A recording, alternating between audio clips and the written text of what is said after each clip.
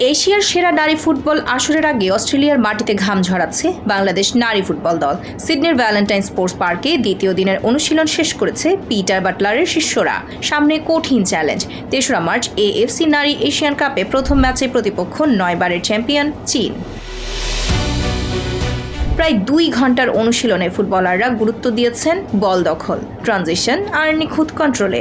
শেষ দিকে ৪০ মিনিটের প্রস্তুতি ম্যাচে নিজেদের ঝালিয়েও নিয়েছেন তারা। শুরুতে আবহাওয়া কিছুটা সহনীয় থাকলেও পরে তীব্র রোদ যেন খেলোয়াড়দের সহনশীলতার বড় পরীক্ষা নেয়।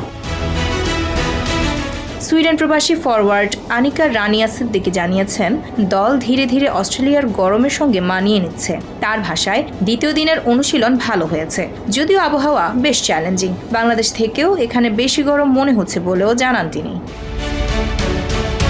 তবে কঠিন আবহাওয়া বা শক্ত প্রতিপক্ষ কোনোটাই দমাতে পারছেন না লাল সবুজের মেয়েদের আত্মবিশ্বাস। সকালের অনুশীলনের পর ফিটনেস পুনরুদ্ধারের কাজ করেন ফুটবলাররা।